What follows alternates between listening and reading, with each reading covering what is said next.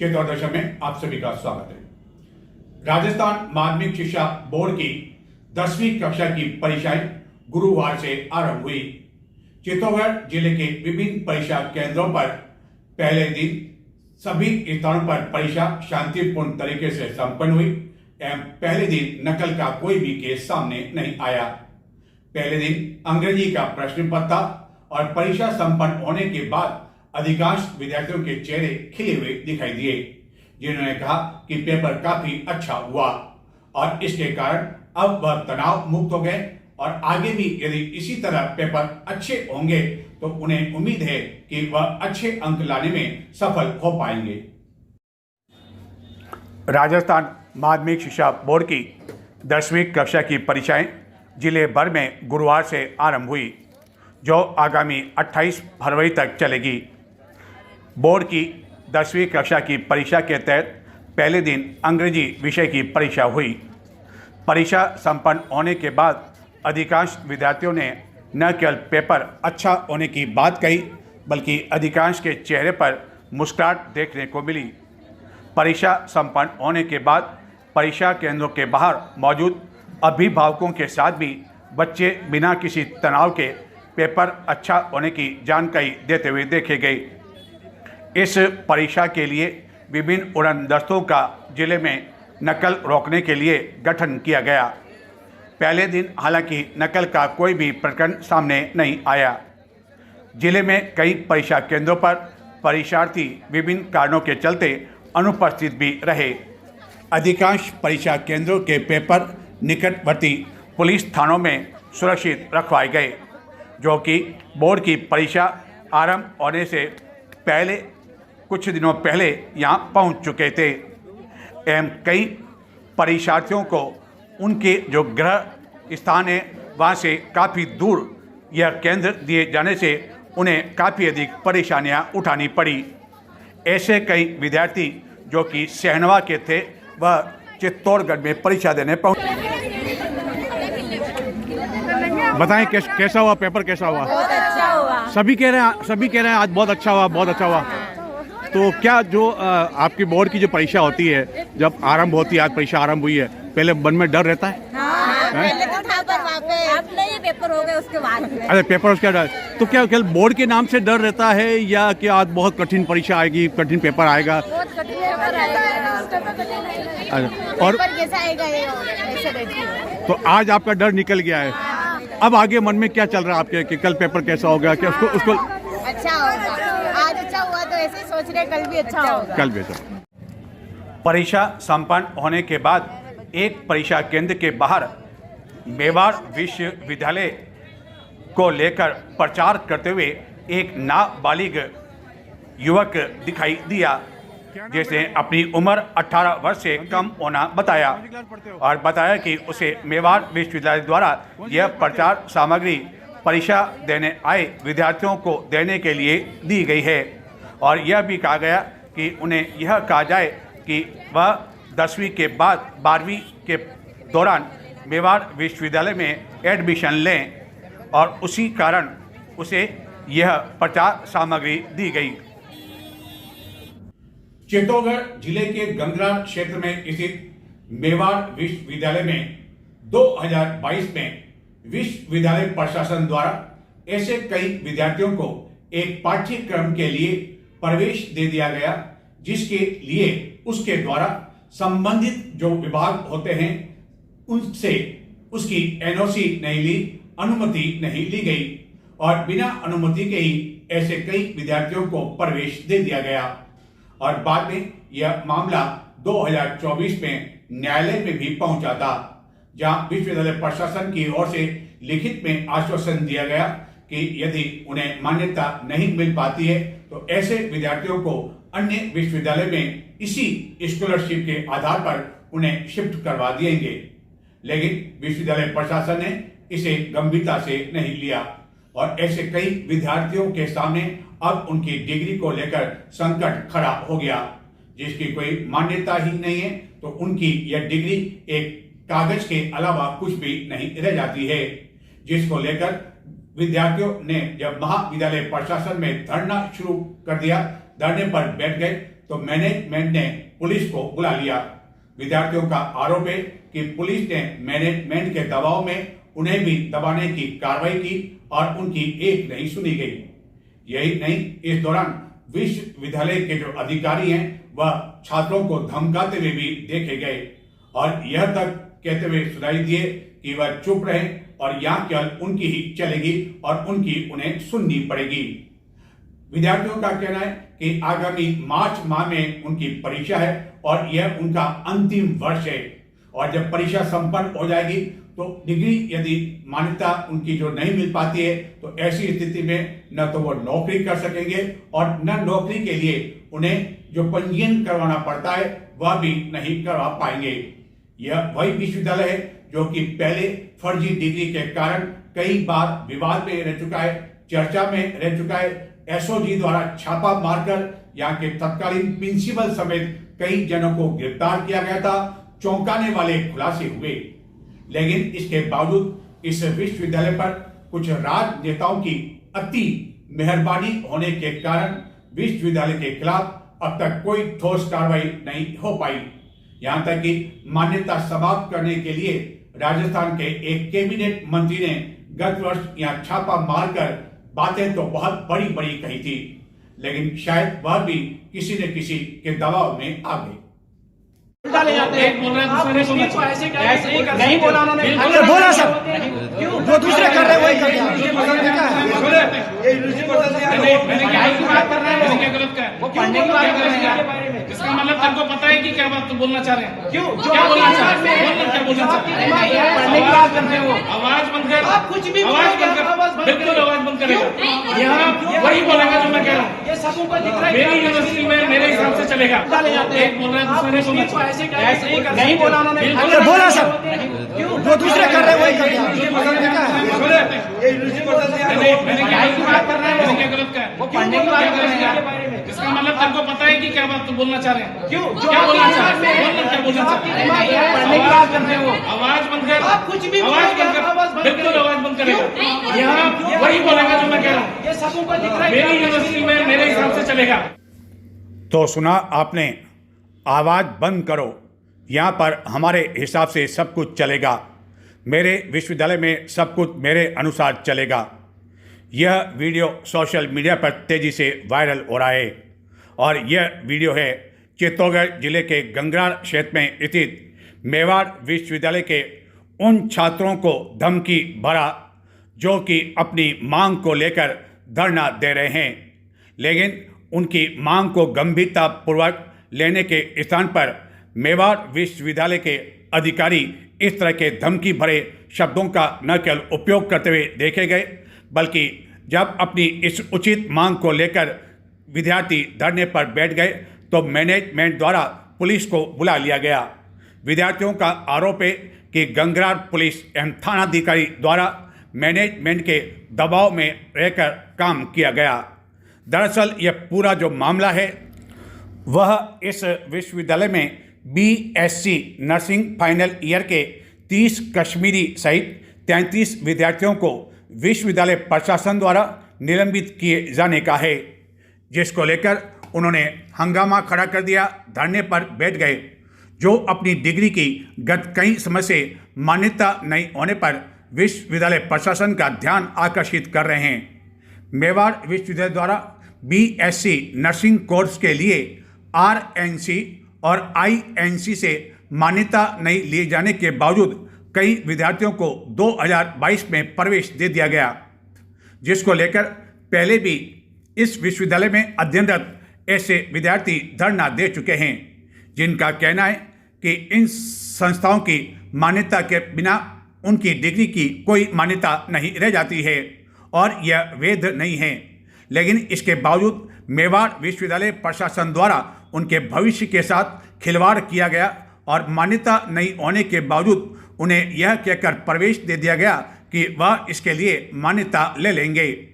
इस मांग को लेकर इस कोर्स में प्रवेश लेने वाले विद्यार्थी विश्वविद्यालय परिसर में धरने पर बैठ गए। इस दौरान विद्यार्थियों एवं पुलिस प्रशासन के बीच हल्की झड़प भी हुई। विद्यार्थियों ने आरोप लगाया कि पुलिस मेवाड़ विश्वविद्यालय प्रशासन का साथ दे रहा है। वह शांतिपूर्ण तरीके से अपनी इस मांग को लेकर धरना दे रहे हैं, जिनका कहना है कि वह 2022 से इस विश्वविद्यालय में इस कोर्स में अध्ययनरत है एवं उनका यह फाइनल ईयर चल रहा है। आगामी मार्च माह में उनकी परीक्षा होनी है, लेकिन अब तक मेवाड़ विश्वविद्यालय द्वारा उनके कोर्स को लेकर RNC एवं INC से मान्यता नहीं ली गई है, जिसकी वजह से उनके सामने गंभीर संकट खड़ा हो गया है। एवं 2024 में भी विद्यार्थियों ने इस मांग को लेकर धरना दिया था और बाद में उन्हें लिखित आश्वासन मेवाड़ विश्वविद्यालय की ओर से न्यायालय में दिया गया कि ऐसे अध्ययनरत छात्रों को अन्य मान्यता प्राप्त विश्वविद्यालय में शिफ्ट कर दिया जाएगा, लेकिन ऐसा नहीं हुआ और न ही यह विश्वविद्यालय संबंधित से इसकी मान्यता ले पाया। विद्यार्थियों ने आरोप लगाया कि जिला प्रशासन को भी कई बार इस बारे में अवगत कराया जा चुका है, लेकिन न तो जिला प्रशासन साथ दे रहा है और जब उनके द्वारा अपनी इस मांग को लेकर धरना दिया गया तो उल्टा पुलिस उन्हें दबाने का काम कर रही है। और ऐसे लगभग 50 विद्यार्थी हैं जिन्होंने इस कोर्स में यहाँ प्रवेश लिया, लेकिन अब उनकी डिग्री पर वैधता पर कई तरह के सवाल खड़े हो गए हैं और विश्वविद्यालय के एक अधिकारी उन्हें बार बार धमकाने में लगे रहे कि फालतू बात करने की यहाँ आवश्यकता नहीं है और सब कुछ उनके हिसाब से ही चलेगा। यह वही मेवाड़ विश्वविद्यालय जो पहले डिग्री के मामले को लेकर न केवल चर्चा में रह चुका है, बल्कि SOG द्वारा फर्जी डिग्री के मामले को लेकर यहाँ छापा मारकर विश्वविद्यालय से संबंधित कई लोगों की गिरफ्तारी भी हो चुकी है। लेकिन इस मेवाड़ विश्वविद्यालय पर कुछ राजनेताओं की अति मेहरबानी के कारण विश्वविद्यालय की मान्यता समाप्त करने या अन्य ठोस कार्रवाई नहीं किए जाने की वजह से विद्यार्थियों का भविष्य दांव पर लगा होने के बावजूद मैनेजमेंट इसे गंभीरता से नहीं ले रहा है और कोई भी इनकी सुनवाई नहीं कर रहा है। जिन विद्यार्थियों को निलंबित किया गया उसमें कुछ छात्राएं भी शामिल है। विद्यार्थियों का कहना है कि वह इस तरह दबाव में आने वाले नहीं हैं एवं उनका यह धरना जारी रहेगा जब तक कि उन्हें यह जानकारी नहीं मिल जाती है कि विश्वविद्यालय द्वारा इस कोर्स को लेकर मान्यता ले ली गई है। कई विद्यार्थियों द्वारा इस मामले को लेकर AIMIM के नेता OBC को भी अवगत कराया गया है। यहाँ जो कश्मीरी विद्यार्थी अध्ययनरत है उसमें कई एक विशेष समुदाय के हैं जिनके द्वारा जम्मू कश्मीर के कई नेताओं को भी अवगत कराया गया है। चित्तौड़गढ़ जिला मुख्यालय पर गुरुवार को कलेक्ट्रेट पर आशा सहयोगियों ने अपनी विभिन्न मांगों को लेकर जोरदार प्रदर्शन किया। इस दौरान उन्होंने कलेक्ट्रेट चौराहे पर काफी देर तक मानव श्रृंखला बनाकर रास्ता जाम कर दिया एवं उनका कहना है कि गत कई समय से सरकार का ध्यान आकर्षित किए जाने के बावजूद उनकी इस मांग को नजरअंदाज किया जा रहा है।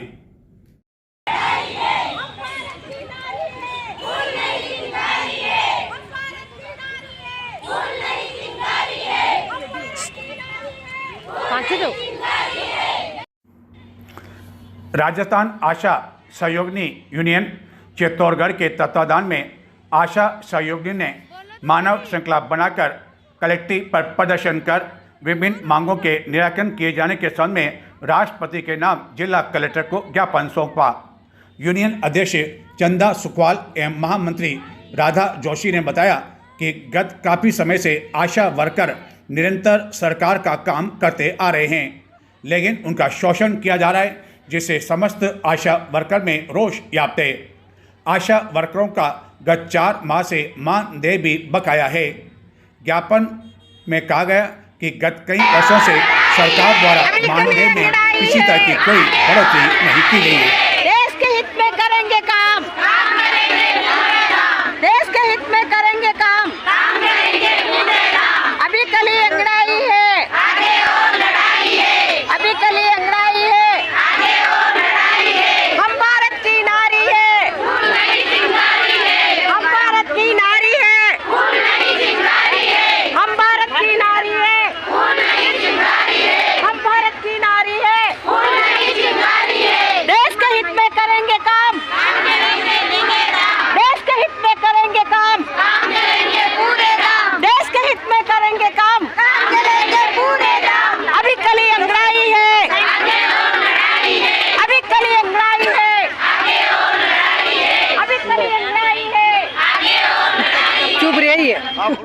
चित्तौड़गढ़ के आसपास एवं जिले के कई क्षेत्रों में गत दिनों बेमौसम बारिश यानी कि मावठ की बारिश के साथ ही ओलावृष्टि हुई थी, जिसे अफीम की फसल के साथ ही अन्य फसलों को नुकसान पहुंचा था।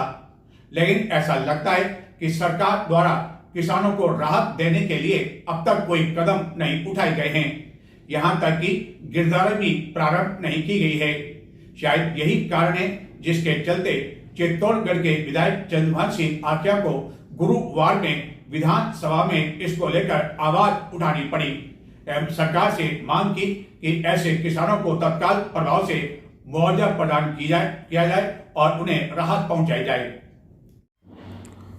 चित्तौड़गढ़ के आसपास एवं जिले में गत दिनों हुई बेमौसम बारिश एवं ओलावृष्टि से कई फसलों को नुकसान पहुंचा, लेकिन सरकार द्वारा अब तक खराबे की शीघ्र गिरदावरी कर किसानों को मुआवजा दिलाने के संबंध में कोई कदम नहीं उठाए गए हैं।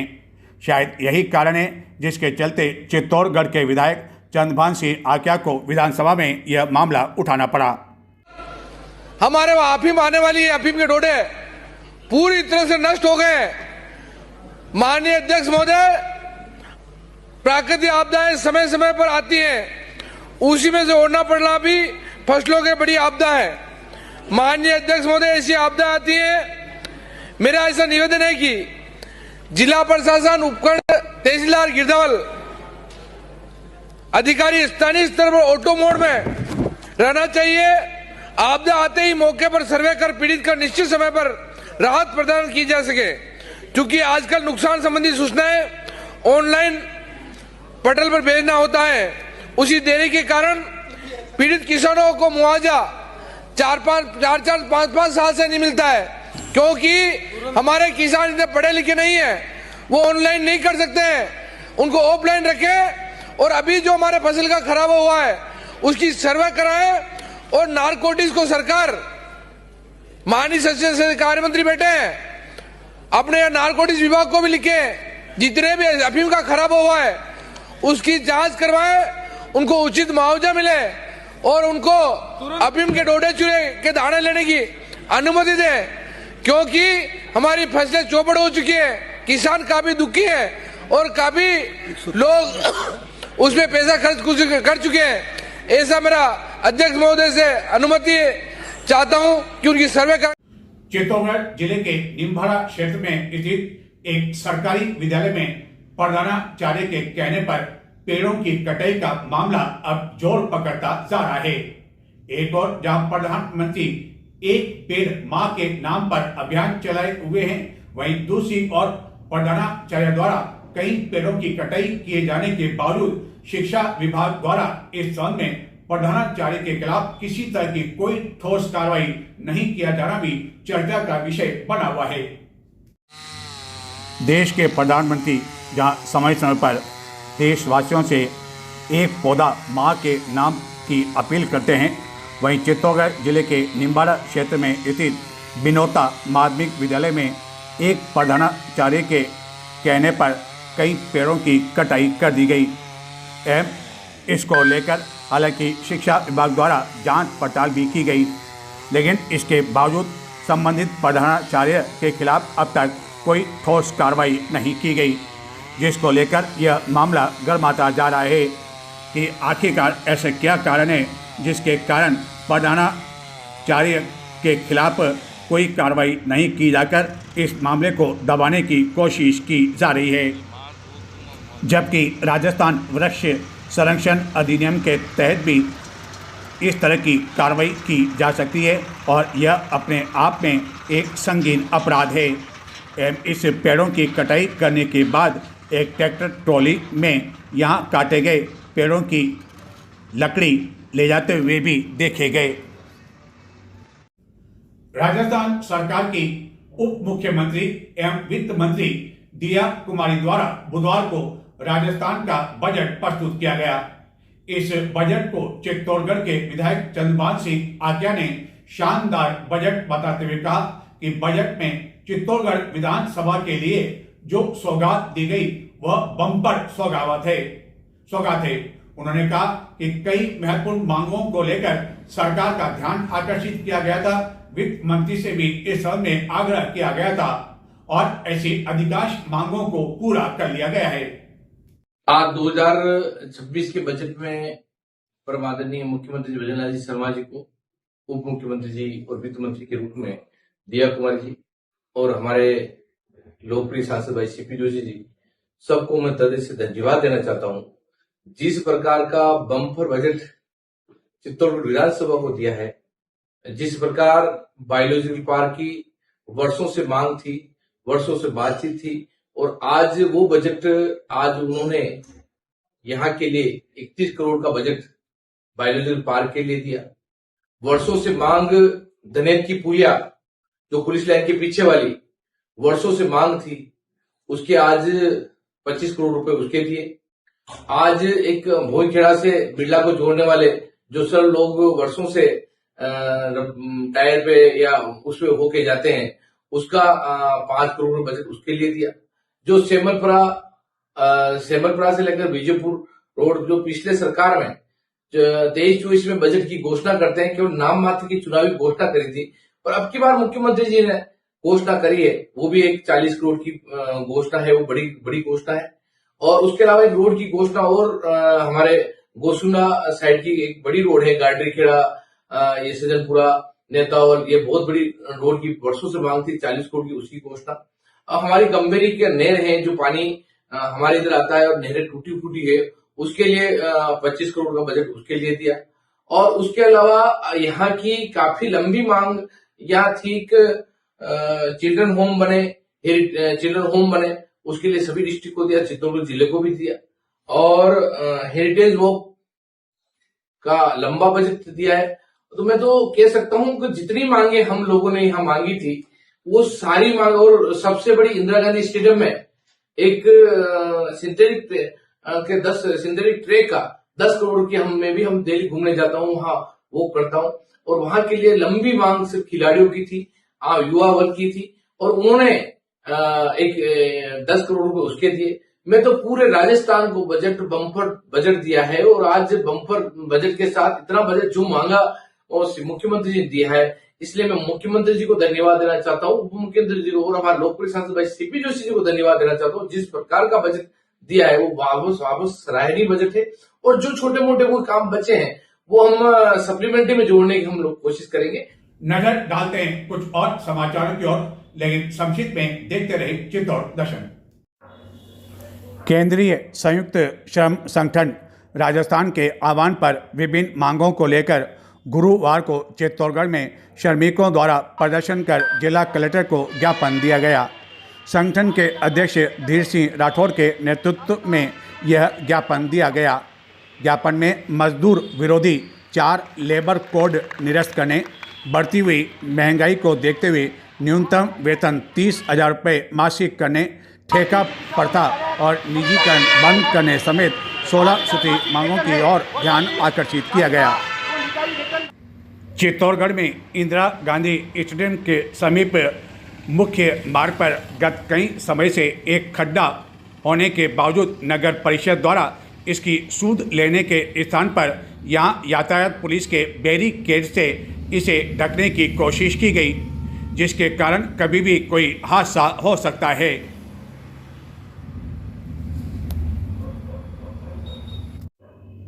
राजस्थान महिला मोर्चा प्रदेशाध्यक्ष श्रीमती रेखा राठौड़ गुरुवार को चित्तौड़गढ़ के दौरे पर रही, जिन्होंने भाजपा जिला कार्यालय में बजट संवाद महिला सम्मेलन के दौरान महिलाओं को वित्त मंत्री द्वारा पेश किए गए बजट के बारे में जानकारी देते बताया कि उनके द्वारा बजट में जो घोषणाएं की गई वह राजस्थान के लिए आने वाले समय में काफ़ी दूरगामी साबित होगी।